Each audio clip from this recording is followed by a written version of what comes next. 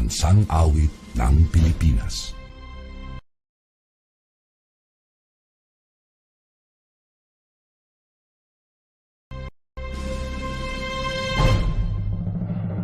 Kayang magiging etos ng sinakalan, alam ng puso, sa dikit mo'y buhay.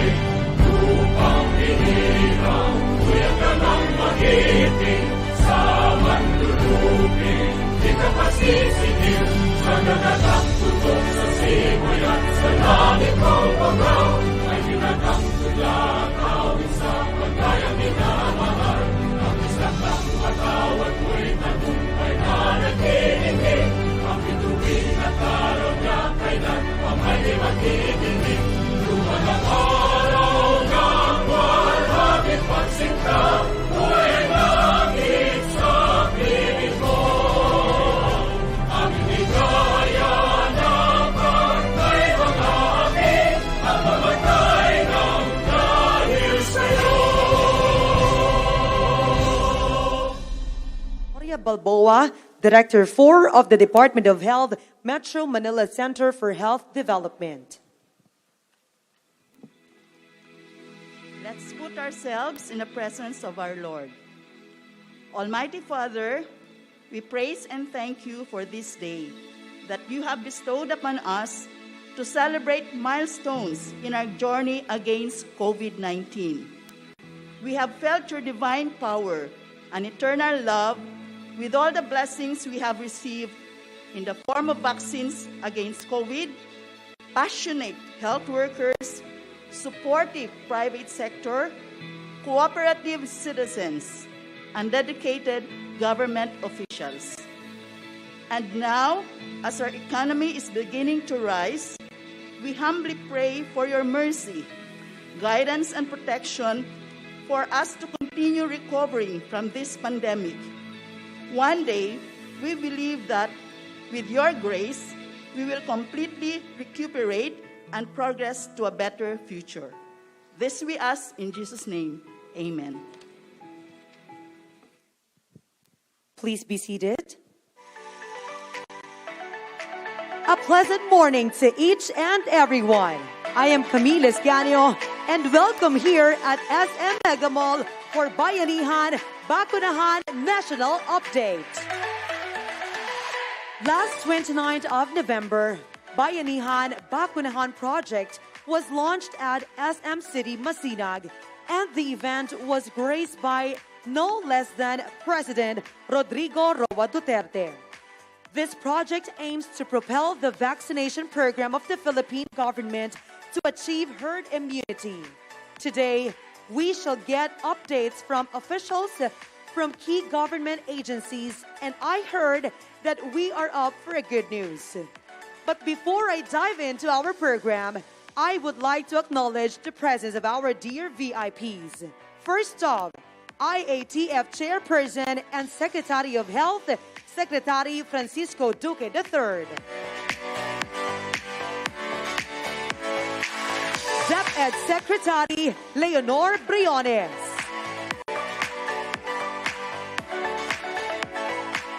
Chief Implementer for the National Task Force Against COVID-19, Secretary Carlito Galvez Jr.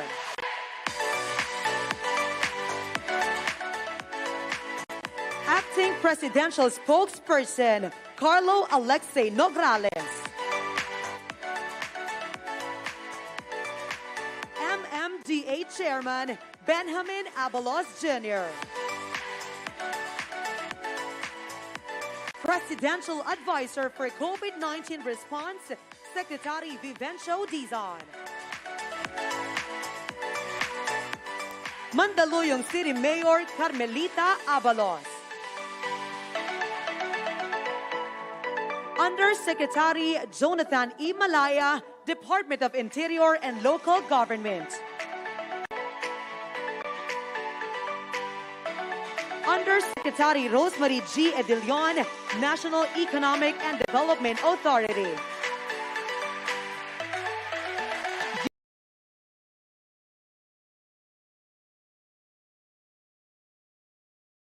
Sec. Ireneo Vismonte, Department of Trade and Industry. Assistant Secretary Carlos Bernardo O. Abad Santos, National Economic and Development Authority. And the President of SM Supermalls, Mr. Steven Tan.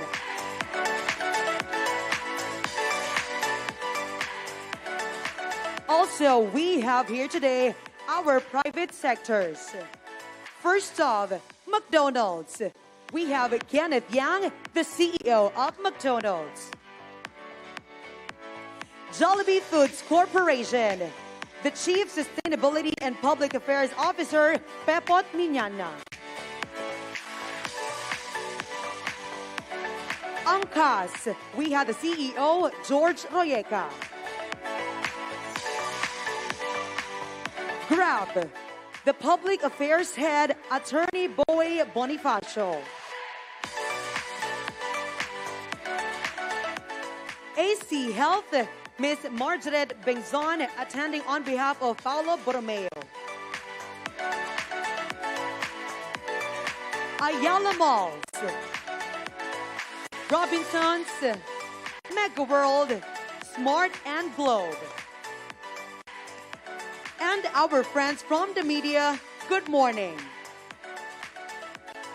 Now to formally welcome us all is the President of SM Supermalls. A round of applause to Mr. Steven Tan.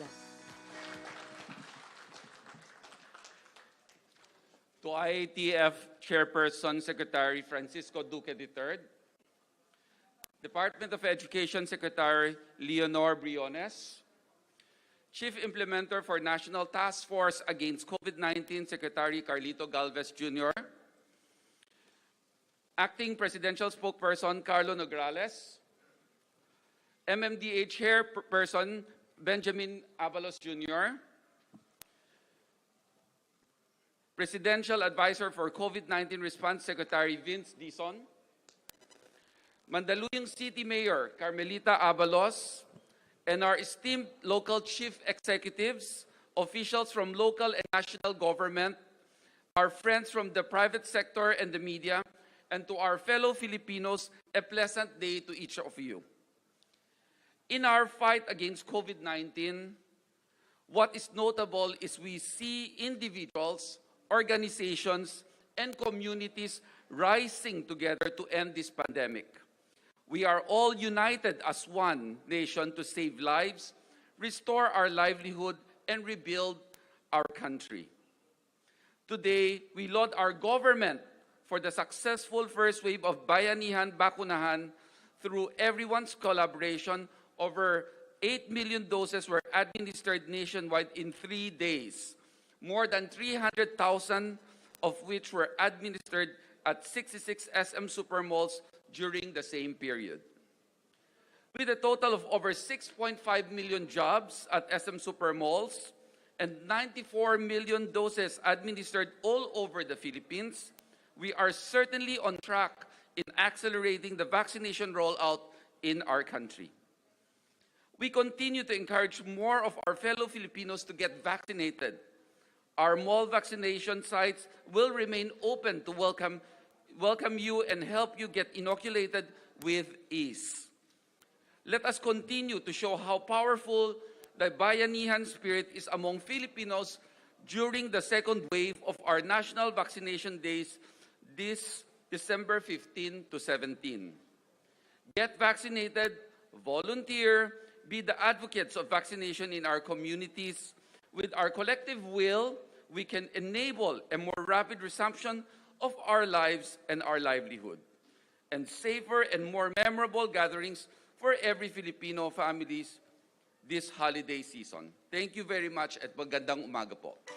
Ladies and gentlemen, a big hand for Mr. Steven Tan and the entire SM Supermalls team. We have another welcome remarks from the Mayor of Mandaluyong City. A round of applause to Honorable Mayor Menchi Abalos.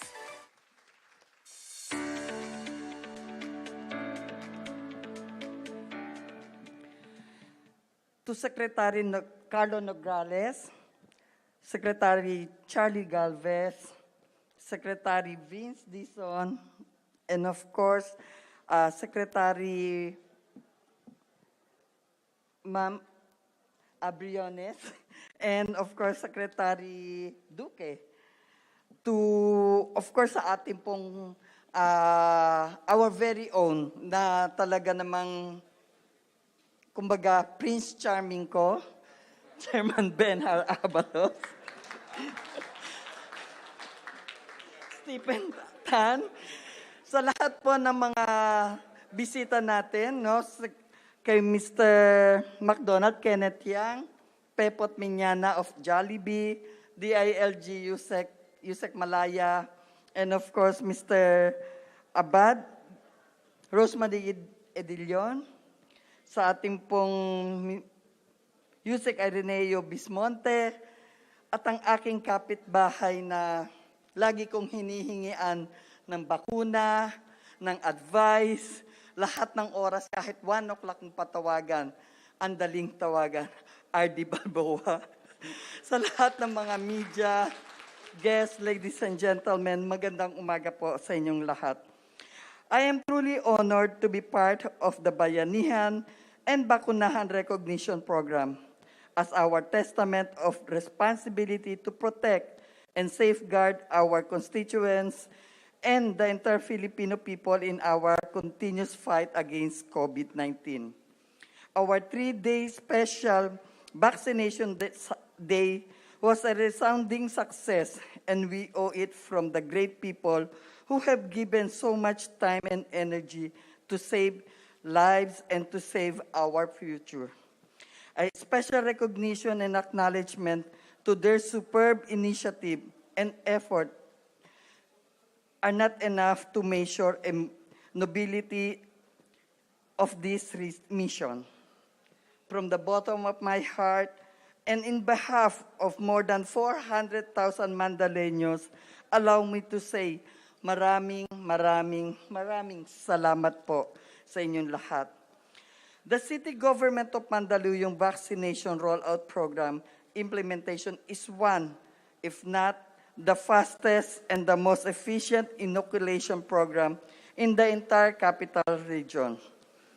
In this last Monday, December 6, Mandaluyong has reached the 1 million job via Mandavax and vaccination rollout program. Our community immunity will never be possible without the assistance and support of the national government and the agencies attached to it, along with the men and women behind the interagency task force for the management and infectious and emerging disease.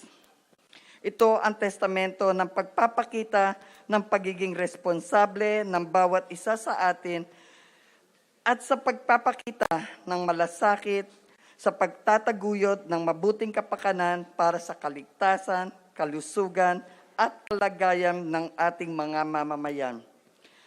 We are continuously adjusting to our new environment and we are adapting to the new system that promotes safety while we are still in the middle of pandemic. Kaya naman, ang inyong lingkod at ang pamahalaan lungsod ng Mandaluyong ay patuloy na magpapatupad ng mga kautusan at programa alinsulod sa alituntuning pinalalabas ng IATF, kabilang ang pagpapabakuna ng lahat ng mamamayan kasama ang kasalukuyang pediatric vaccination rollout para sa ating mga anak na may edad 12 to 17 taon. Abot kamay na natin ang ating minimithi. Araw at panahon na wala ng virus, wala ng COVID. Posible ang lahat ng ito basta tulong-tulong, magkakaisa, magdadamayan at may disiplina. Iba ang may alam at siguradong ligtas ang may mabuting pakiramdam. Mayor Menchi Abalos po ng Mandaluyong na laging nagpapaalala na maging ligtas at disiplinado ang bawat isa sa atin. God bless you all. Thank you very much, Mayor Menchi Abalos. At this point, ladies and gentlemen, we would like to present a video of the highlights of Bayanihan, Bakunahan. Let us all watch this. You want to convey the message. You want to convey the message that every Filipino who will get vaccinated, lahat na pala, ang gustong sabihin dito sa gobyerno na yung lahat nagpabakuna are heroes. Lahat kayo hero. Nung malaman namin na meron na nito, talagang kaya kahit pa wala pa sa time, is pumila na agad kami. Meron kasing bagong pumapasok. Pero talagang pinakano natin is para sa health natin. Sa panahon ngayon, okay yon na kailangan bakunado ka. Kasi andito pa rin yung virus. Diba? Pero kung hindi naman, kawawa naman yung mga hindi nabakunahan. Hindi naman tayo magiging protektado lang ng panalangin as itself lang, na panalangin lang, kung hindi tayo gagalaw. Hindi tayo gagawa. So, kailangan lakipan pa rin ng gawa. Ano yun? So, syempre, yun yung pagpababakuna na sinasabing magiging protection mo. Bilang senior, mahalaga ito kasi gaya ng hindi na tayo masyado, ang immune natin, hindi medyo mahina na. Kailangan natin ng vaccine na to para lumakas tayo. Kailangan mas ma-organize natin ang pagdidistribute ng mga bakuna at iba't iba pang mga supply. Kailangan mas maging efficient pa tayo. Mas maging efficient tayo sa pag-aayos ng mga vaccination sites para mas mabilis. At kailangan talaga ma-inform natin ng mabuti, ma-disseminate natin ang impormasyon sa ating mga kababayan, lalong-lalo na ngayon. Daghan ang i-plaster natong mga vaccination sites, no? Na ginatawag natong mga mega vaccination site, kung diin at least mga 1,000 minimum ang atong gina-target ana, no? So napuntay mga temporary sites, mga 500 ang targets nato ana. Pasalamat sa mga local government units sa pagsuporta. Pagpasalamat sa mga health workers, lalong-lalo na yung mga volunteers na sinasakripisyo ang oras. Kulang bagay po, dakulang tabang. Kinahanglan yun nga magbakuna kay para ubalik na sa kuan once nga vaccinated na ang almost 70% sa population. Sa una, nagkuhan ko sa mga kaubanan dito ba sa silingan kung okay ba magbabakuna or dili. Karon nag-send ako nga magbabakuna na gyud. Whether we are able to get the target or not, it's already a win for all of us. It's a win because grabe ito, di ba? Saka nakita 2.7 in a day, di ba? And that has pushed us up in the ranking in terms of the average daily jobs per day. Hindi ito para pahirapan ang ating mga kababayan. This is for our good, our protection. This is for public health. Tuloy-tuloy po ang assessment natin ng mga development sa buong mundo. With this, nakita namin yung ating objective is being achieved, considering that we are trying to collect all those unvaccinated. So malaking accomplishment na yun.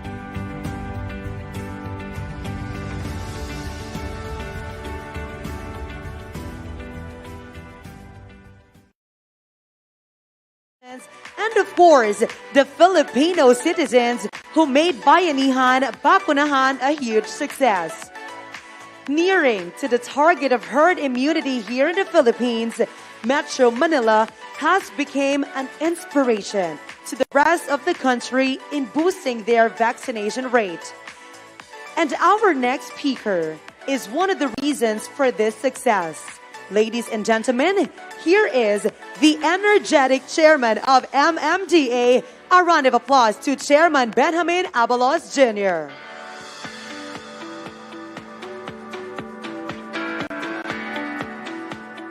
Magandang umaga po, of course, kay ating host ngayong umaga, Mr. Steven Tan, sa napakabait pong Secretary of Health, Secretary Duque.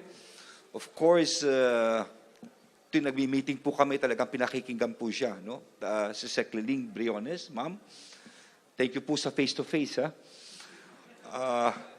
Ito ho talagang the hero of Marawi, now the hero of the COVID.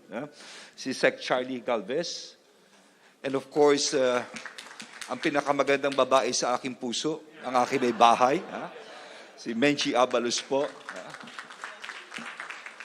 Pinsan ko po siya, no? Ito ho talaga hindi na ho natutulog. Nung COVID, lahat is every day, always there, kung saan-saan po. No? Talagang malaki puta na loob natin sa kanya, Sec Vince Dizon. Ito ho, he's very cool. The way he explains things, talagang very articulate. No? He holds the team together. Si Cabsec Carlo Nograles po. Sa lahat po ng nadirito ngayon, mga partners namin, maraming salamat po sa inyo. Ladies and gentlemen, magandang umaga po. Alam nyo, naging MMDA ako was January 20. No? Sabi ng daddy ko, huwag mo nang kunin yan, puro problema, traffic, ganyan. So, nagsumpa ako.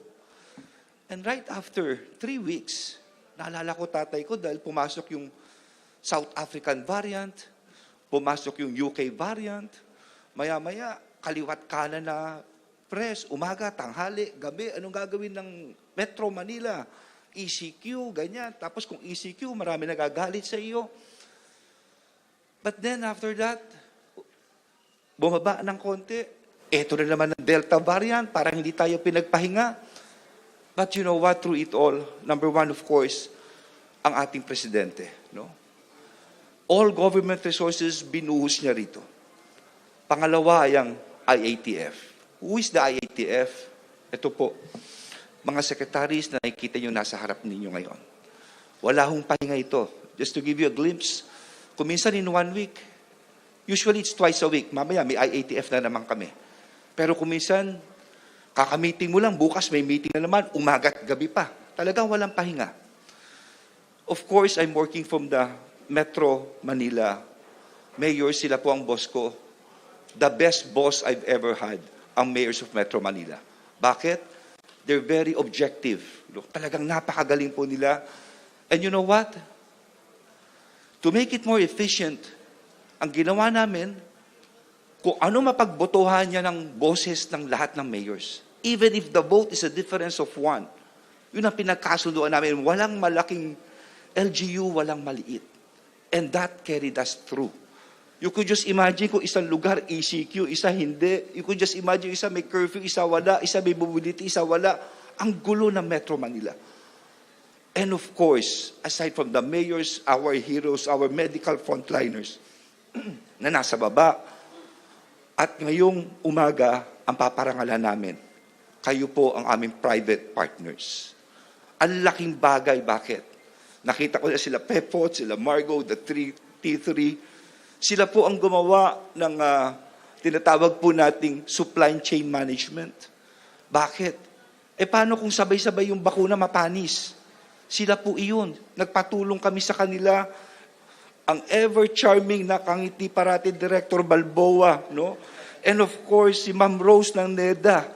Iyan ang mga, kung meron kaming problema, how to, balance the economy and with health. Talagang napaka-sensitive yan. Kung kakampi ka sa economy, yung mga health, ako, eto naman. Kung health naman, yung economy, napaka-sensitive balance. And through it all, ako rin nagpapasalamat, wala lang siya rito, kay Secretary Joey Concepcion.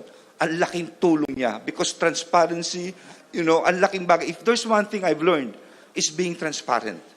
Kung kailangan mo, sabihin mo sa tao, eto sitwasyon namin, eto ginawa namin, at least, they will see you've tried your best. At ano nangyari? Well, 100% na ang Metro Manila sa bakuna. No? Talagang natapos natin ito. At hindi lang yun, yung surge ng Delta sa ibang lugar na wala na oxygen tanks na puno, hindi naman natin experience ito sa Pilipinas. Hindi ba? Talagang naagapang kaagad. If there's one thing pagmamalaki ko, even right now, if you compare the peak to peak natin at peak nila during Delta, malayo. Magaling talaga ang ginawa ng team na ito. That is what I could say. And so, hindi ko na pagkakahabaan. Sorry if medyo na-carry away ako. Gusto ko lang pasalamatan ang mga ating partners. No? So sa inyo pong lahat, mabuhay po tayo. No? Mabuhay po tayo lahat. Thank you. Thank you very much, Chairman Benjamin Abalos Jr. Few weeks ago, the PDA vaccination has begun and this opened the possibility of kids going back to a face-to-face school setup. The test run looked promising, and to update us regarding this matter is the Secretary of the Department of Education. Ladies and gentlemen, we have Secretary Leonor Liling Briones.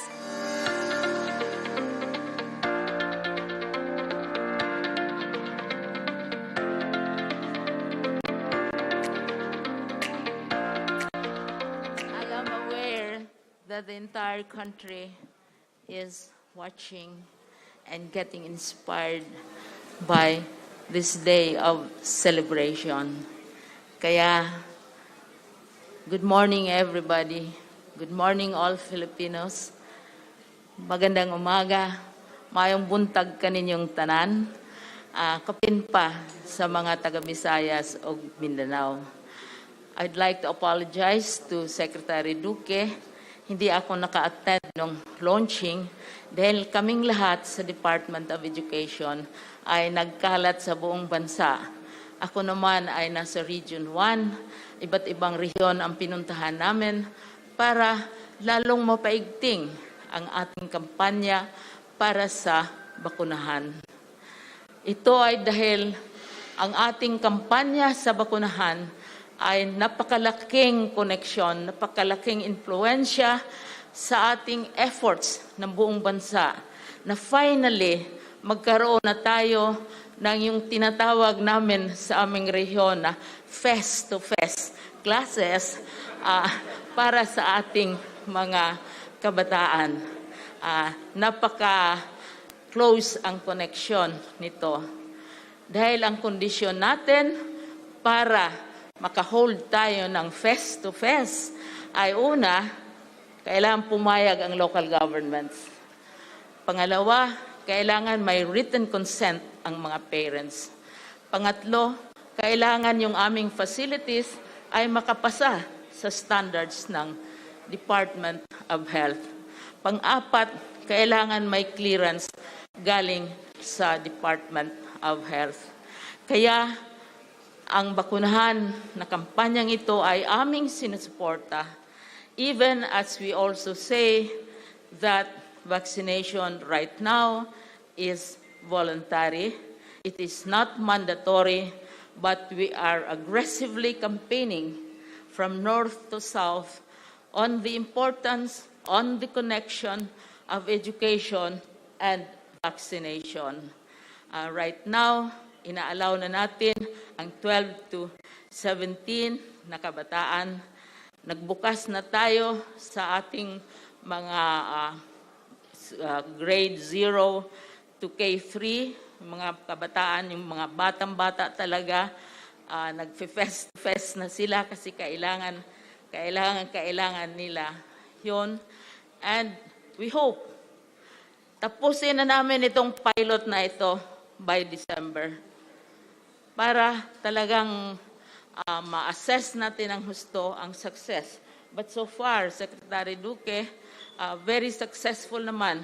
Wala naman kaming bata, sa libo-libong mga bata sa 165 schools. Dahil pinayagan na kami ng Presidente na mag-decide kung dagdagan namin ang number of participating schools or not.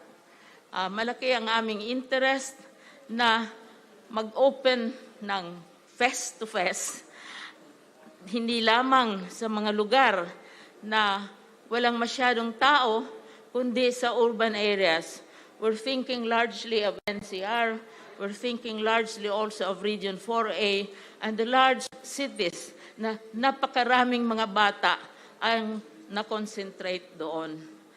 Kaya kami ay tuwan-tuwa, and it's a great honor for us to work with Secretary Duque and Secretary Galvez and Vince sa kampanyang ito. Kasi ang success ng education is very dependent on the health of our children.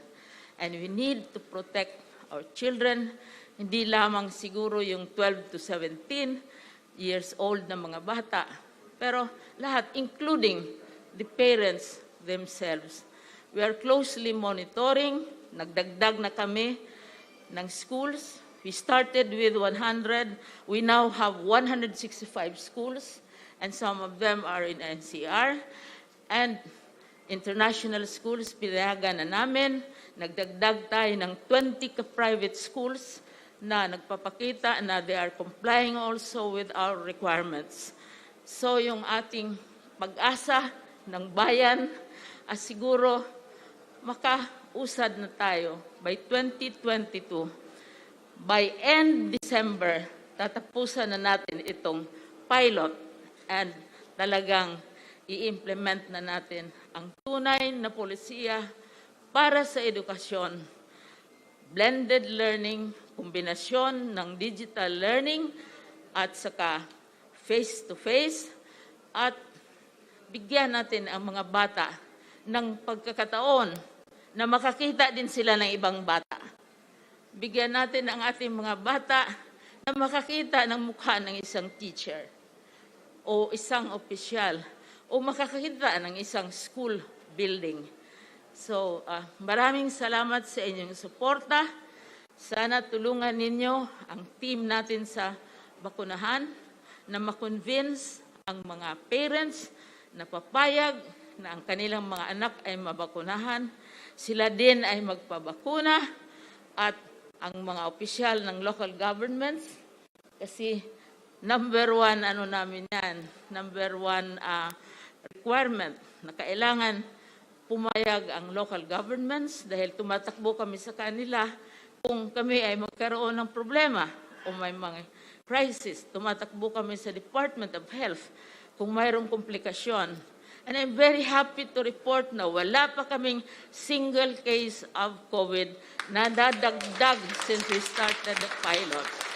And we hope that with the help of Secretary Galvez, of the Department of Health, the local governments, and the parents, we will continue and we will provide the quality education that our children deserve. All Filipinos, whatever public schools, private schools, international schools. Thank you very much. Daghan kayong salamat sa inyong pagtabang. Daghan. Maayong buntag. A big hand for Secretary Liling Briones, Secretary of Department of Education. At this point, let us hear it from the testing czar and presidential advisor for COVID-19 response. Ladies and gentlemen, a round of applause to Secretary Vince Dizon. Magandang umaga po. Hindi po ako magtatagal. Alam niyo po, napaka-importante po ng gagawin natin ngayon na i-recognize natin ang ating mga top performers ng ating nakaraang bakuna. Pero I think kailangan ma-appreciate natin na kahit na meron tayong mga recognize na ngayon na talagang mga magagaling na LGUs, probinsya, regions, lahat po ng ating mga LGUs ay ginawa ang kanilang dapat gawin. At dahil po doon, talagang napakadami po nating nabakunahan. Kaya po palakpakan natin lahat ng ating mga local government units. Siguro po ang sasabihin ko na lang is medyo magbabalik tanaw ako ng konti nung siguro mga 7 months ago when Secretary Charlie Galvez, our vaccine czar, and Secretary Duque, our IATF chairman, announced, I think, the very important milestone that led us to where we are now, and that was the NCR +8 center of gravity strategy. Now, I think if we look back to that strategy ni Secretary Charlie at ni Sec Pincoy at ng buong IATF, yun talaga ang nagdikta ng lahat ng mga magagandang nangyari from that time, I think sometime in May, if I'm not mistaken, up to today. And ngayon, nakikita na natin yung epekto nung napaka-importanting desisyon na yon na hindi naging madali. Kung maaalala ninyo, lagong-lalo na yung mga kasama natin sa media, marami pong kritiko yung stratehiyang yon. Marami pong nagsabi na mali. Maraming nagsabi na, maraming nagrereklamo na bakit ganon ang strategiya ng national government. Pero dahil po sa tulong nating lahat, lagong-lalo na ni Chairman Benher, ng ating mga, nag-umpisa sa ating mga mayors ng NCR, tulad ni Mayor Menchie, at mga iba't ibang LGUs governors sa mga areas na pinrioritize muna base dun sa high-risk prioritization strategy ng gobyerno. Nandito po tayo ngayon. No, at nandito tayo, hindi lang na napakadami ng nabakunahan, pero nandito tayo ngayon na nakikita na natin na ang ating mga kababayan ay nasa labas na.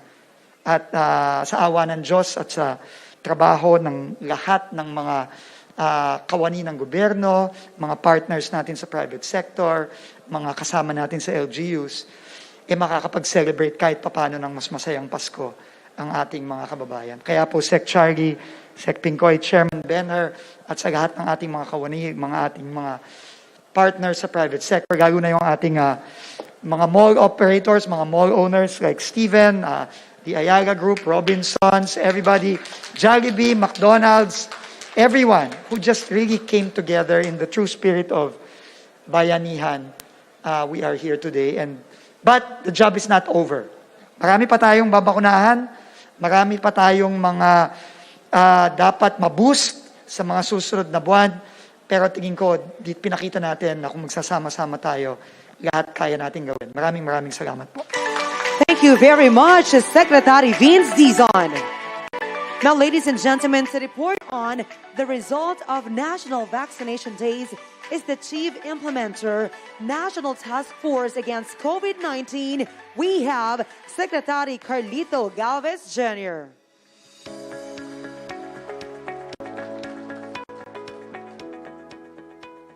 To our distinguished guests, my fellow cabinet members, undersecretaries, secretaries, our T3 partners and awardees, and also to SM and also McDonald's, to all our friends from the media, fellow workers in government, magandang araw po sa inyo lahat. Pasensya na po, na-late ako kasi I just came from Cotabato City and also Maguindanao. May mga problema tayo doon, inayos ko pa rin. So, pasensya na po, na-late po ako ngayon. Isang mainit na pagbati sa pagpugay at pasalamat sa lahat ng kawani ng mga gobyerno mula sa nasyonal at lokal na pamahalaan. Sa ating katuwang na pribadong sektor, sa ating masisipag na mga volunteers, sa ating mga bayaning vaccinators at healthcare workers, at higit sa lahat, sa 10.25 million Pilipino na nagpabakuna, sa ating dinaos na National Vaccination Days, congratulations po sa ating lahat. Palakpakan po natin ang ating mga sarili. Matagumpay po nating naisagawa ang National Vaccination Days dahil sa tulong, suporta at pakikiisa ng bawat mamamayang Pilipino. Sa atin pong patuloy na pagbabayanihan, 39.57 or almost 40 million ng Pilipino ang fully vaccinated na. Samantalang 57.64 million naman ang kabuuang bilang na nabakunahan na sa napakalaking naidulot ng National Vaccination Day sa ating pagpapalawig sa vaccination program sa buong bansa. In just 3 days, many of our local government units were able to triple or even quadruple sa BARM, 10 beses natin lang na napalaki ang kanilang mga capacity. Actually, kausap ko po ang Executive Secretary ng BARM kahapon at kinongratulate ko po siya dahil first time po na nangyari na ang kanilang vaccination ay lumagpas ng 100,000 a day. Kaya tuwan-tuwa po siya, sabi niya, at sabi po ni ES Makakwa, na pagpapatuloy po nila ang kanilang vaccination. Pero yun nga, talagang napakahirap, sadyang hirap kasi mga tinatawag nating geographically challenged ang mga areas po nila. From November 29 to December 1 alone, we were able to administer 8,090,078 jobs for nearly 90% of our target accomplishment. Nakakatuwang makita na nasa 32% ng ating nababakunahan mula sa napakabatang populasyon, edad 12 hanggang 17. Sa ngayon, nabilang ko po 6.5 million. At tuwan-tuwa po kami dahil kasi talagang maganda na po mag-face to face na po ang ating mga estudyante. Kaya tuwan-tuwa po kami, Mama Briones, na talagang ang ating mga anak ay makakawala na rin sa ating mga bahay. Ibig sabihin ito, dahan-dahan nating maisakatuparan ang bandwagon effect na nagsimula sa bawat individual, pamilya at mga komunidad. Kaya naman, nang humingi ng extension ang marami sa ating mga lokal na pamahalaan, we welcome it with a resounding yes. Isa na dito yung Laguna at saka yung ating mga karatig sa Calabarzon and even doon sa area ng Visayas and Mindanao. With our extended national vaccination days, we were able to administer a total of 10,254,560 jabs nationwide. This is our highest 5-level average since we started our vaccination rollout in March. Umabot din po sa 2.05 million ang ating daily average job rate sa loob na nakaraang linggo. Sa pagtatapos ng taong ito, tiwala kami na kayang-kaya nating maabot ang first milestone natin na 54 million o higit pa sa fully vaccinated individuals ang matetala natin before the end of the year. Dahil dito, natitiyak nating mas magiging masaya at ligtas ang ating pagsalubong sa Pasko at sa bagong taon. Naalala ko pa sa Pepot, parang napakahirap gawin yung tinatawag nating yung ating promise ng ating mahal na Presidente, yung Merry Christmas and New Year this year. Isa pang magandang balita, noong Nobyembre 29 and December 1, ay nakapagturo po tayo ng 2.7 at saka 2.8 million respectively. At siyang naglagay sa ating bansa sa ika-4 na pwesto sa mga bansang may pinakamataas na daily job rate sa buong mundo. Kasama natin sa top 5 ang World in Data Ranking ang mga bansang China, India at Amerika. Tunay na nakataba ng puso na makasama tayo sa mga listahang ito. Palakpakan po natin ang Pilipinas. And we are very proud to be a Filipino. And today, we are recognizing the best performing local government units during the National Vaccination Day. Most of these LGUs have achieved and surpassed the respective committed targets. On a regional level, we laud the efforts of Region 1, NCR, CAR, Mimoraupa, Region 2, Calabarzon, and Region 5 for going beyond their committed targets. And likewise, we congratulate Regions 9, Caraga, 7, 3, 6, and 8 for hitting more than 70% of their respective vaccination target. Ang National Vaccination Days ay bahagi din ng ating ginagawang pagganda laban sa pagpasok ng Omicron variant sa ating bansa. Bagamat patuloy ang pagbaba ng ating mga kaso, mas kailangan natin ang iba yung pag-iingat laban sa mas nakakahawang sakit. Kasabay ng ating pinalawak na vaccination drive, mas mahigpit na border control, pagpapalakas ng ating healthcare system at pandemic response effort in scale na mapagbakunan na. Tandaan natin na ang kaligtasan ng sambayang Pilipino ay nakalasalalay sa bawat isa sa atin. Let's open our arms and get vaccinated. Makakaasap ko kayo na ang buong puwersa na pamahalang nasyonal, ang LGUs, ang ating mga kakaibat na iba't ibang sektor sa lipunan, lalo na ang T3 at ang ating private sector, ay hindi hihinto hanggang hindi mapakunahan ang 80% hanggang 90% ng ating kabuuang populasyon. Ito po ay upang makamit natin ang population protection at tuluyan na nating mawakasan ang pandemyang ito. Kung natandaan ninyo, nangako si Pangulong Rodrigo Roa Duterte na magkakaroon tayo ng mas masayang Pasko ngayong taon. Sa patuloy na pagbaba ng mga kaso ng COVID-19 sa ating bansa, na kung saan ang ating positivity rate ay mas mababa pa sa 2 to 3%. Ang Davao nga, region, 2 na lang po ang kanilang kaso. May ibang mga rehiyon na nakita natin na talagang single digit na lang po.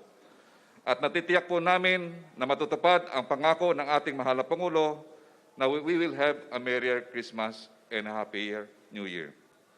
Ang sabi nga po ng Presidential Advisor for Entrepreneurship, Joey Concepcion, ang Pilipinas ang isa sa pinakaligtas na lugar sa buong mundo na maaaring puntahan upang magdiwang ng Pasko. Nakikiisa kami sa paniwalang ito ni Sir Joey. We will definitely have a better, safer, and healthier Christmas this year. Muli, maraming salamat sa inyong pagsuporta sa unang yugto ng ating National Vaccination Days. Inaasahan namin na ganito rin ang suportang inyong ibibigay sa ikalawang yugto ng ating malawakang vaccination drive na gaganapin mula sa December 15 hanggang 17. Katulad po ng laging sinasabi ng ating mahal na Pangulo, walang maiiwan at walang iwanan. Let us open our arms and get vaccinated. Congratulations po at mabuhay po tayong lahat. That was great news from Secretary Carlito Galvez Jr. Now, ladies and gentlemen, we have come to the highlight of the program, the awarding of top-performing LGUs from Luzon, Visayas, and Mindanao. A total of 225,000 pesos worth of SM gift certificates will be given away to the winners. To award these are Secretary Francisco Duque III, Chairperson, Interagency Task Force for the Management of Emerging Infectious Diseases, Secretary Carlito Galvez Jr., Chief Implementer, National Task Force Against COVID-19, Secretary Vince Dizon, Testing Czar, and Presidential Advisor for COVID-19 Response. Undersecretary Rosemary G. Edelion, National Economic and Development Authority. Undersecretary Jonathan E. Malaya, Department of Interior and Local Government.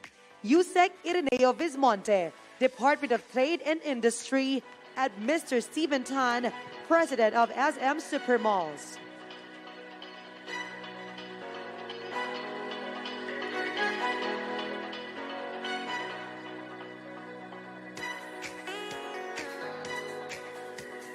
Now, ladies and gentlemen, we'll be first awarding the highest improvement from pre-national vaccination days jab rate. And to win 25,000 worth of SM gift certificates. The following LGUs have showcased the highest improvement in their average jab rate between their pre-national vaccination days accomplishment to their output during the National Vaccination Day.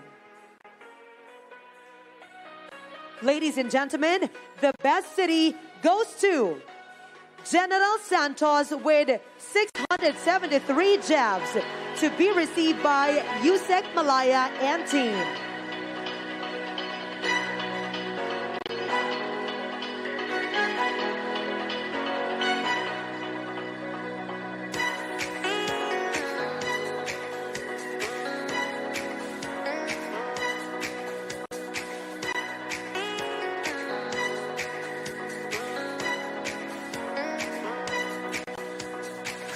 The best province goes to Tawi-Tawi, to be received by Ms. Dayan Kalsum Sangkula Humayde, representative of Governor Ismael Saleh.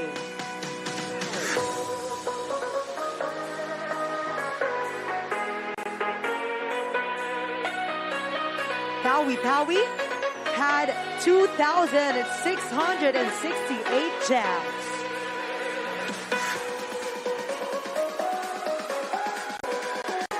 The best region goes to Farm with 785 jabs to be received by Yusek Malaya and Ms. Dayan Kalsum Sangkula Humayde.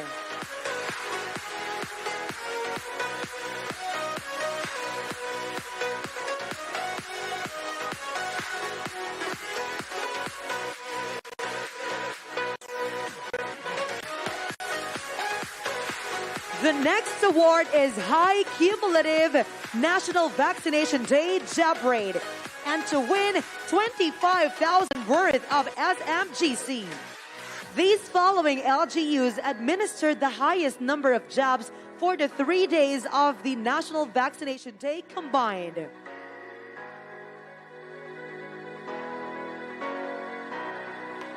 The third best municipality is Arayat, to be received by Honorable Emmanuel Alejandrino. Arayat had 20,955 jabs.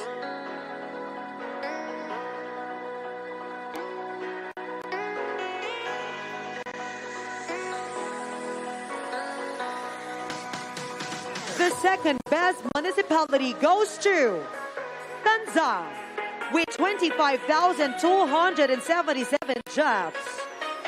To be received by Honorable Yuri Pacumio.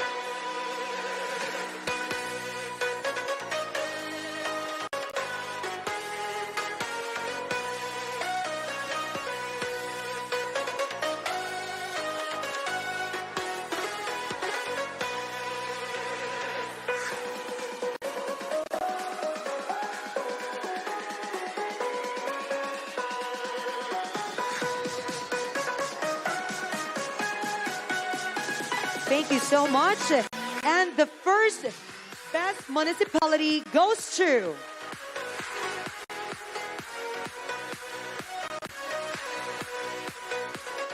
Rodriguez.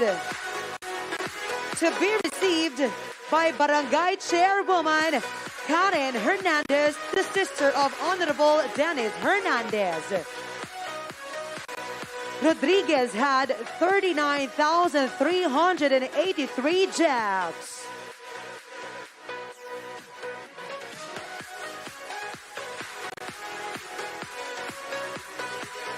Thank you very much.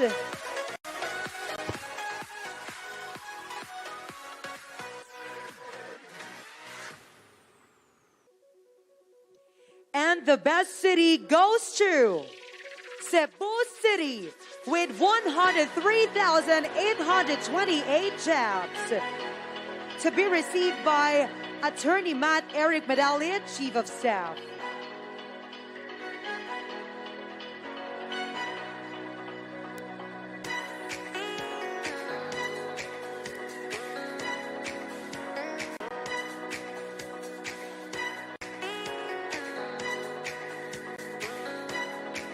Thank you very much and congratulations.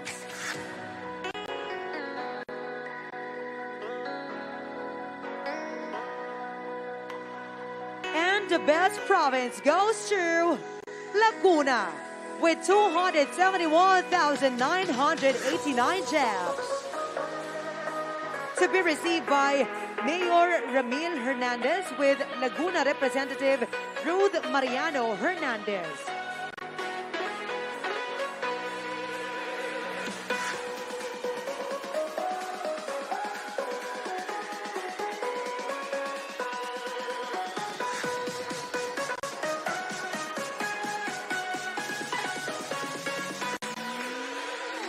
Once again, to be received by Governor Ramil Hernandez. Once again, let us give them a big, big round of applause.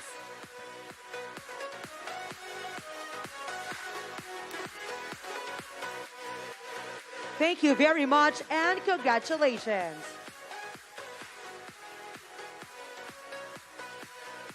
Now, the special recognition for Calabarzon for being region with the highest number of jobs with 1,147,392 jobs.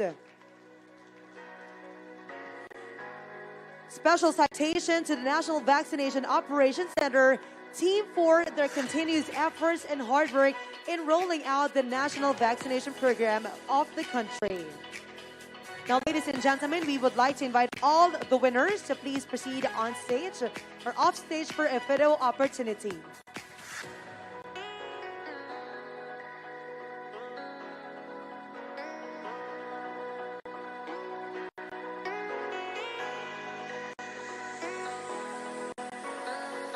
Once again, calling the representatives from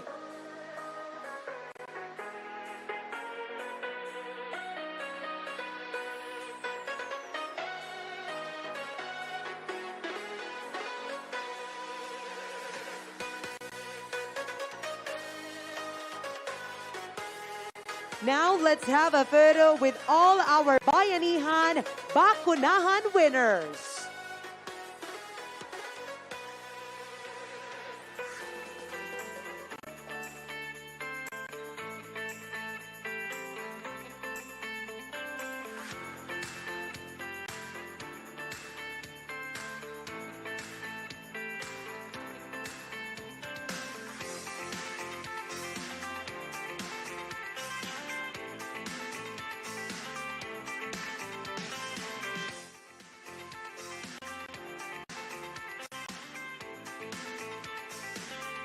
Once again, thank you very much and congratulations to all our Bayanihan Bakunahan winners. Let us give them once again a big, big round of applause.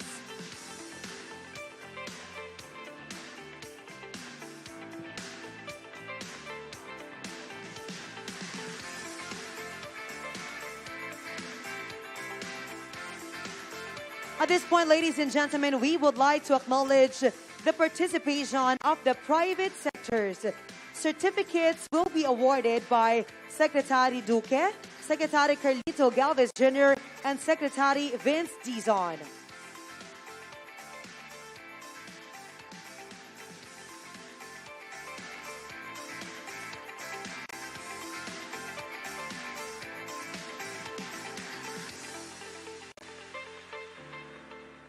Starting off, we have SM Supermalls to be received by Mr. Steven Tan, SM Supermalls President.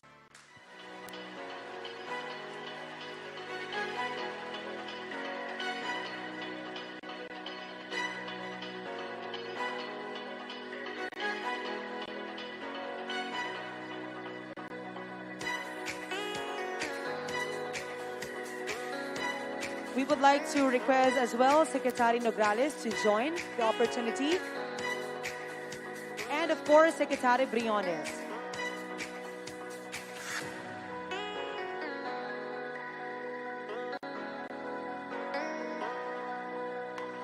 Once again, eyes on the camera, please, for a photo opportunity in 3, 2, 1. Thank you very much, Mr. Steven Tan. Next, we have McDonald's to be received by Mr. Kenneth Yang, McDonald's CEO.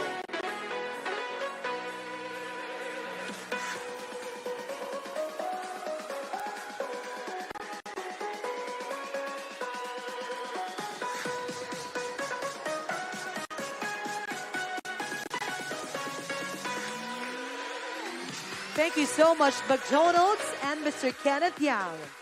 Next, we have Jollibee Foods Corporation to be received by the Chief Sustainability and Public Affairs Officer, Pepot Minyana.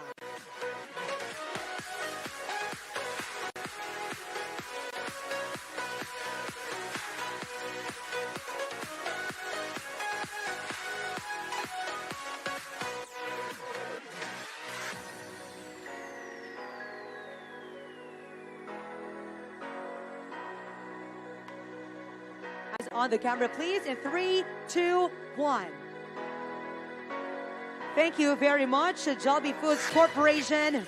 Next, we have Grab to be received by Public Affairs Head, Attorney Bowie Bonifacio.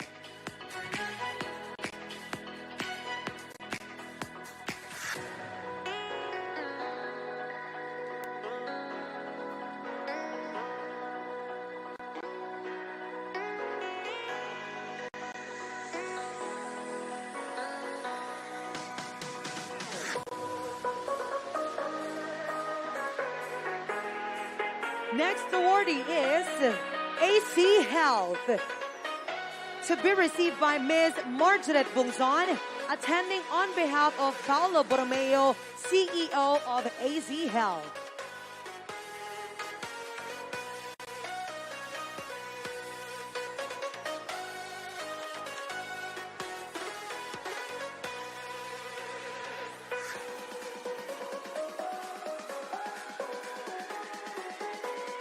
Thank you very much. And of course, we would like to acknowledge Angkas, Ayala Malls, Robinsons, Mega World, Smart, and Globe. Once again, thank you so much. And to our distinguished guests and VIPs, please be seated.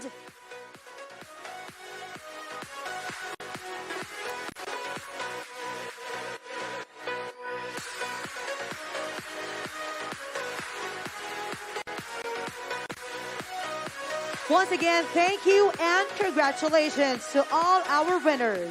Ladies and gentlemen, we have a special message coming from Senator Bongo. Let us all watch this.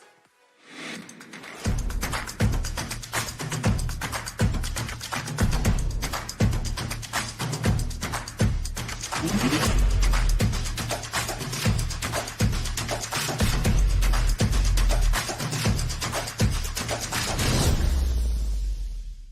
warmest greetings on the occasion of the Bayanihan, Bakunahan Recognition Ceremony and Phase 2 launch. The first phase of our Bayanihan, Bakunahan was indeed a huge success. We were able to vaccinate more than 10 million individuals in its extended run as a way to stay ahead of the game against the COVID-19 pandemic. I would like to congratulate Secretary Carlito Galvez, Secretary Vince Dizon, Secretary Francisco Duque, and all of our organizers and partners in this effort. This monumental accomplishment would not have been made possible without the help and participation of our national agencies, local government units, frontliners, other organizations, and of course, the general public. As we anticipate the Christmas season and the New Year, we are also eager to launch Phase 2 of the Bayanihan Bakunahan to further reach our goal to vaccinate every Filipino in the country. Ito pong Bayanihan Bakunahan ay paraan para hikayatin ang ating mga kababayan na magpabakuna, lalo na po ngayong may bagong variant na kumakalat sa ibang bansa. Paalala lang po, habang lumuluwag ang mga patakaran dahil sa ating patuloy na pakikipagbayanihan at mga epektibong hakbang na ating ginagawa laban sa pandemya, patuloy akong umaapila sa lahat na huwag magkumpiyansa. Delikado pa rin ang panahon habang nandyan pa ang banta ng COVID-19.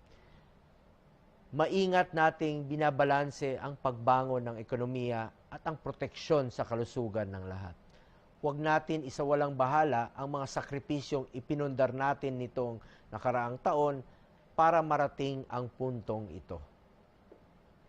Nais ko rin pong ilahad ang aking pasasalamat sa ating healthcare workers, medical frontliners, mga kapwa kawani sa gobyerno, local government units, private sector, volunteers, at sa lahat ng ating mga kababayan sa patuloy na pakikilahok sa kampanya ng gobyerno sa pagbabakuna. I once again call on all involved parties to join forces to reach our goal towards a vaccinated and healthier Philippines as we win our fight against the COVID-19 pandemic. Tandaan natin, ang bakuna po ang tanging susi o solusyon para unti-unti na tayong makabalik sa ating normal na pamumuhay. Maraming salamat at mabuhay ang bawat Pilipino. Thank you for that special message, Senator Bongo. As a country, we have really gone far in this vaccination program, but we have more to go. So to lead us on how to move forward is the chairperson of Interagency Task Force for the Management of Emerging Infectious Diseases. Ladies and gentlemen, a round of applause to Secretary Francisco T. Duque III. Maraming salamat sa inyong mabait na pagpapakilala. Unang-una, hayaan muna ninyong bigyan ko ng pagkilala ang akin mga kasama sa Interagency Task Force for Emerging Infectious Diseases. Walang iba po, nangunguna si Cabsec Carlo Nograles. Siya po ang acting spokesperson, but I should like to believe that he is one of the most effective spokespersons that this administration has ever had. Si Mr. Cool, no? And yet very professional and, he inspires engagement from the public by his demeanor. And he really knows his craft, so to speak. And of course, our testing czar, not really the testing czar, but the vaccine czar, we have the NTF chairperson, Secretary Carlito Galvez Jr., again, a pride of this administration. And, we are indeed fortunate as Filipinos to have really great public servants in the mold of Secretary Galvez. And of course, the team is also with his partner. I call them the Batman and Robin. No? The testing czar, Secretary Vince Dizon. Let's give him a big round of applause. You know, this guy really is a human dynamo. He never gets tired. His morning briefs with all the regional directors and CHD director, nakakalimutan ko tuloy yung si Glo Balboa. Nakakalimutan ko kasi people call her Glo Balboa, but I call her Glow with a W because, you know, she glows with a sense of committed public service. No? Thank you very much. Let's give her a big round of applause. But going back to Secretary Vince Dizon, grabe talaga to. Umaga, ninanag lahat. Talagang kinukulit lahat. So, ang tawag ko nga sa kanya, the executioner. The morning executioner. And they all better watch out. Kasi talagang walang humpay, walang tigil sa kakakulit sa kanila. And the results speak for themselves. No? So, let's give him a big round of applause. And in the IATF, everybody listens to her because she is the voice of wisdom. And there's nobody else but our Education Secretary, Liling Briones. Ma'am Liling, thank you for joining us. I know how difficult it is for you to be in events like this, but in spite of that, you made sure that you will be part of this most memorable event. And of course, our gratitude also extends to the undersecretaries who are with us here today. We have Yusek Malaya, Yusek De Leon, Yusek Ireneo Vismonte, Asek Bernardo Abad Santos. Nawala na si Chairman Abalos. I was going to commend the NCR for being the model region for the whole country. So let's give them a big round of applause even if they're no longer here.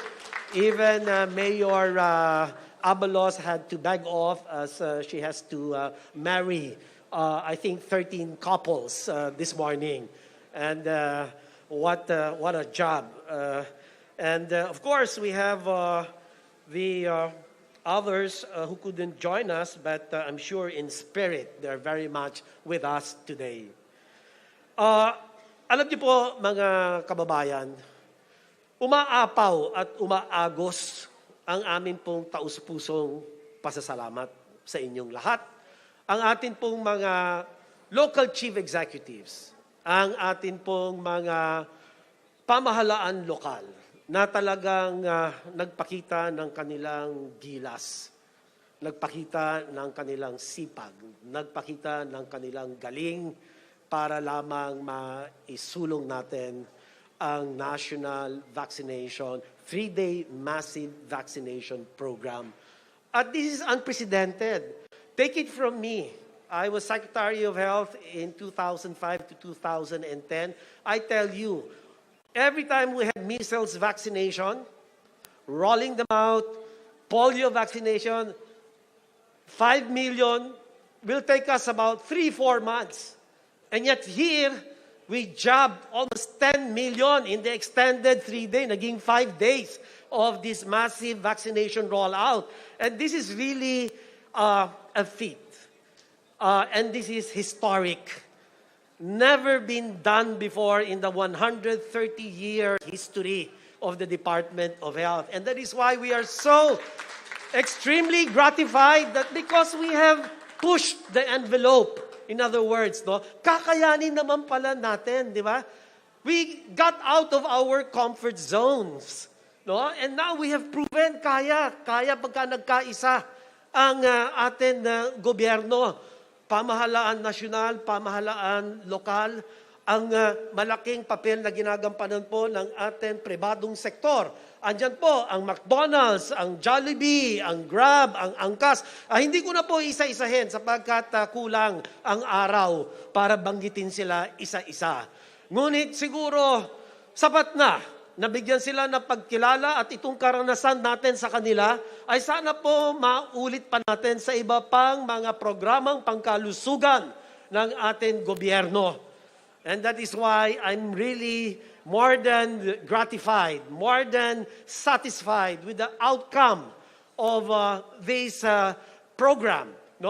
So, ipagpapatuloy po natin ito. Meron tayo sa December 15 to 17. By the way, we were able to reach the first milestone of vaccinating 54 million Filipinos with the first dose by close to a little beyond the end of November. That was our target. And the second part of the first milestone, of course, is to vaccinate 54 million Filipinos with completed jab or inoculation. And I am confident that we will be able to achieve this at the rate we are going. And we have proven in the first 3 days of massive vaccination rollout, pinatunayan po natin na kaya natin ito.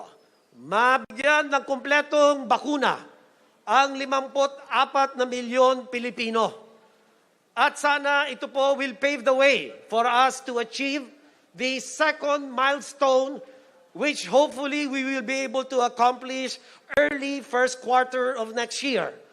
And that is reaching 77 million Filipinos with completed jobs all over the country. And the third milestone, of course, as the President's marching order has been for us to inoculate no less than 90% of the Philippine population, which is equivalent to about 99 million Filipinos, no? Before the end of the administration of President Rodrigo Roa Duterte. Alam po ninyo, ang isang taong lahat ng ating pong mga kababayan ay tingalain natin at pasalamatan natin, walang iba kundi si Pangulong Duterte, because he stood his ground, he stayed the course, he kept the team together very solidly, very cohesive team. Every day or every week na nagmi-meeting kami, talagang naka-laser focus si President Duterte na talagang dapat walang maiiwan sa atin bakunahan na ito.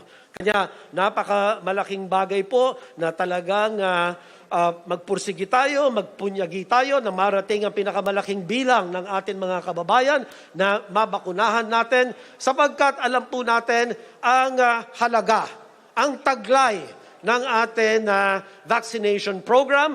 Ang lahat po ng mga bakuna natin inangkat para po sa ating mga kababayan ay makatutulong para makaiwas sa tinatawag natin severe to critical COVID infection, hospitalizations, and deaths. Yan po. Alam po ninyo na sarili po natin pag-aaral ang IATF, ang Department of Health, ay doon ipinapakita na ang mga hindi po bakunado ay may tsansa, halos 2 doble, 2 times chance or the risk of contracting severe to critical COVID infection. And almost 3 times that an unvaccinated individual may die, especially those belonging to A2 and A3, the senior citizens, and also individuals with comorbidity. So, ang laki pong tulong, ang laki po ng halaga, ang bigat ng halaga ng ating bakunahan. Pero mga kababayan, hindi po tayo pwedeng magpakakampante na dahil tayo nabakunahan na ng kumpleto, yung iba nakatanggap na ng booster dose, hindi po ito nagsasabi na pwede na po tayo magluwag. Pwede na po tayo magtanggal ng ating mask. Pwede na po tayo magtanggal ng yung ating pagsunod sa physical distancing. Yung ating pong paghugas ng kamay ng tama. At paggamit ng mga sanitizers, ito pa rin po ang pinaka-epektibo, may taglay na 95% na proteksyon. At ito po ang sagot para maibsan na mahawa kayo at makahawa kayo ng iba. The vaccines alone will not do that. That's why it's very important that we have two components of our major pandemic response, and these are discipline, compliance to minimum public health standards that you and I commend the entire Filipino nation. Why? Because they have shown mahusay sumunod ang atin mga kababayan. Magaling sumunod ang mga Pilipino. Kanya tignan naman ninyo, kung ihahambing ninyo ang Pilipinas, ano ba ang kanyang pinakamataas na naging kaso? 26,000 in one day, but a 7-day moving average of no more than 22,000. Malaysia is such a small country, had almost 40,000 a day. Indonesia, understandably, it's a 270 million population, almost 50 million cases a day during their surge. Thailand, Singapore, Vietnam. At tayo, alam niyo, ang dami-daming bumabati ko sa atin nung una. Walang tigil, bugbog, sarado, pagdating sa batikos. But now, we see the numbers. And these numbers are a testament to the strength, to the cohesion of the team, Philippines. Dito talaga nakita. We were focused, we were deliberate, we knew the plan, we executed very well. But don't get me wrong. I am not overestimating what accomplishments we have had. But also, I think it is very important, top of mind, in everyone's minds here and in the whole country, we cannot and never underestimate the virus, the COVID-19, because of its sheer potential for mutations. And the mutations hopefully will not lead into becoming more serious or severe variants. No? Now we are under the threat of the Omicron variant, but it gives us some consolation that the very limited stream of information that comes our way seems to show that Omicron variant mukhang mild. At maraming salamat sa Diyos. Huwag din natin kalimutan sa atin pagtugon sa pandemyang ito ang manalangin sa atin puong may kapal. Kasi hindi po natin kakayanin ito ng tayo-tayo lamang. Kaya kinakailangan po tayong manalangin. At harinawa itong Omicron variant na ito will not lead to serious, severe, critical COVID cases. Sana naman po wag na. Because I think we can no longer afford another spike, another surge. Madugo na po ang dagok nito sa atin ekonomiya. Talaga naman pong pinaluhod ng COVID ang ekonomiya ng buong mundo at lalong-lalo na ang Pilipinas. So kinakailangan pagkaisahan po natin ito. Pagkatagumpayan po natin ito, kailangan po magsama-sama tayo, naintindihan natin ano ang plano. Saan ba tayo papunta? Malinaw na po, inilahad namin ano yung milestones, ano yung goals, ano yung objectives, and how to get there. We have already shown that indeed we have succeeded in achieving our initial milestones. But there are many more milestones because we never know the end of this pandemic.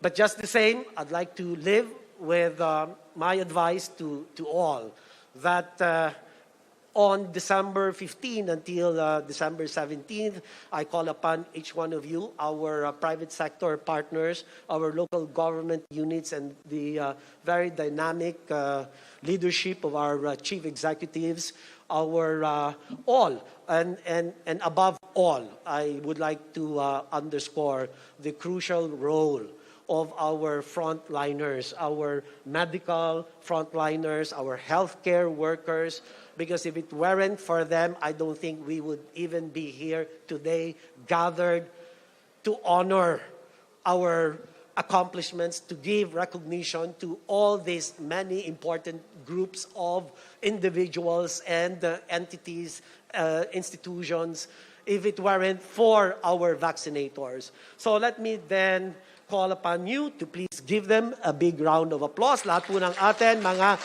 doktor, nurses, medtechs, laboratory technologies, lahat po, mga midwives, lahat po na nakapag-ambag ng malaki pong kanilang ibinigay na oras, na panahon, ng kanila pong kaalaman para po masiguro ang tagumpay ng ating National Vaccination Program. Hindi lamang po ito mga 3 days na ginagawa natin na mahalaga, certainly a building block of our overall national vaccination program.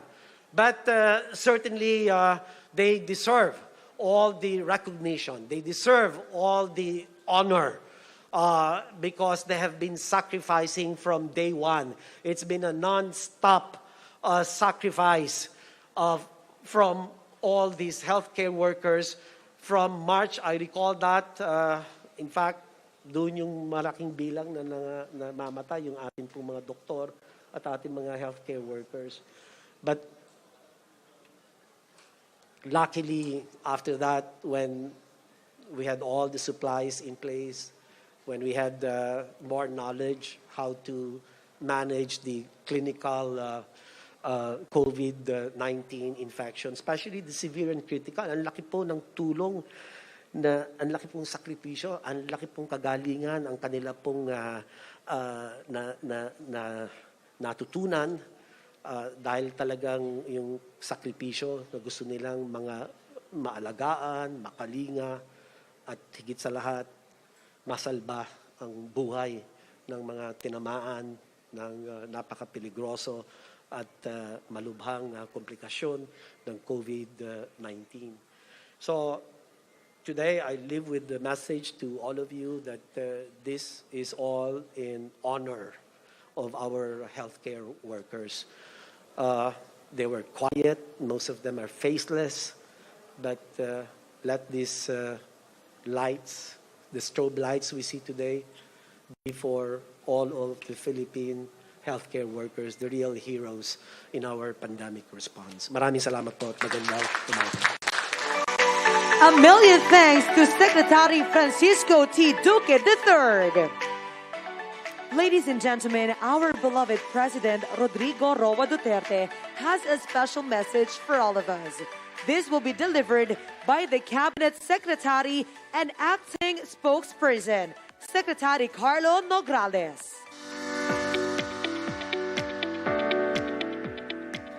Maraming salamat po. Sa mga kapwa kong lingkod bayan, fellow workers in government na lubos na kinilala na po na mga nauna nang nagsalita. Sa ating mga kabalikat mula sa pribadong sektor na kinilala rin po natin kanina, sa mga kaibigan natin mula sa media, sa mga kababayan natin. Magandang umaga po. Ito po ang mensahe ng ating mahal na Pangulong Rodrigo Duterte para sa sambayanang Pilipino. My warmest greetings to the entire Filipino nation as we hold the Bayanihan Bakunahan recognition ceremony and launch phase 2 of this vaccination program. The highly successful first phase of Bayanihan Bakunahan has not only brought us closer to our goal of population protection against COVID-19. It has also demonstrated what remarkable feats we can achieve if we are united and working in solidarity. This huge success was made possible by our frontliners, government agencies, local government units, private partners, and the general public who work together to vaccinate millions of Filipinos throughout the country. We honor your heroism. We would like to congratulate the following local government units for having administered the highest number of jabs during the 3-day national vaccination days.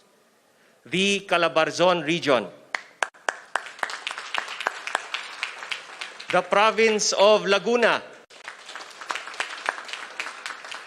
Cebu City, the municipality of Tansa, the Municipality of Rodriguez, and the Municipality of Arayat. We also commend the Province of Tawi-Tawi and General Santos City for the highest improvement in their average job rate between their pre-national vaccination days accomplishment to their output during the 3-day national activity. Let us also express our gratitude to our private sector partners. Thank you, SM Supermalls. Thank you, McDonald's. Thank you, Jollibee Foods Corporation. Thank you to Angkas. Thank you to Grab. Thank you, AC Health. Thank you, Ayala Malls. Thank you, Robinsons. Thank you, Mega World. At maraming salamat din po sa Smart at sa Globe. We sincerely acknowledge all your efforts in helping government overcome this pandemic. May this event further inspire our people to uphold their civic duty in curbing the spread of the coronavirus and in keeping our communities safe and healthy. As we launch the second phase of Bayanihan, Bakunahan, let us demonstrate the same enthusiasm, cooperation, and resolve that made the first phase a success. Let us work harder to reach every unvaccinated Filipino so that we can give them the protection they need to stay in good health. Mabuhay ang nagkakaisang sambayanang Pilipino. Rodrigo Roa Duterte, Pangulo ng Republika ng Pilipinas. Maraming salamat po. Ladies and gentlemen, a big hand once again for Secretary Carlo Nograles. We would like to acknowledge the presence of Dr. Mark Valeros of Dole Medical Office 4. Ladies and gentlemen, we would like to take this opportunity for a photo opportunity with our special guest this morning. For social distancing purposes, we shall have guests on stage and off stage. First off, Mr. Stephen Tan, President of SM Supermalls, Secretary Carlo Alexei Nograles, Cabinet Secretary and Acting Spokesperson, Secretary Carlito Galvez Jr., Chief Implementer, National Task Force Against COVID-19, Secretary Vince Dizon, Testing Czar and Presidential Advisor for COVID-19 Response, Secretary Francisco Duque III, Chairperson, Interagency Task Force for the Management of Emerging Infectious Diseases, Secretary Leonor Briones of the Department of Education. And of course, we also have Undersecretary Jonathan Imalaya, Department of Interior and Local Government, Undersecretary Rosemary G. Edelion, National Economic and Development Authority, Yusek Ireneo Vismonte, Department of Trade and Industry, Assistant Secretary Carlos Bernardo O. Abad Santos, National Economic and Development Authority.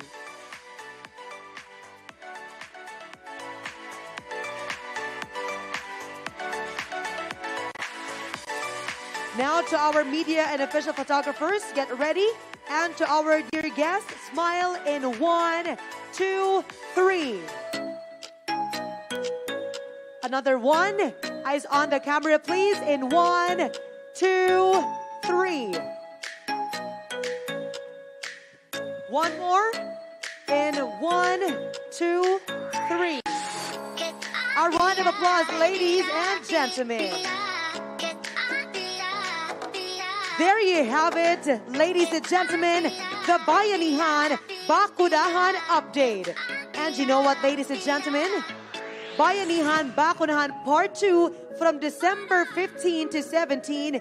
And so that's more great news.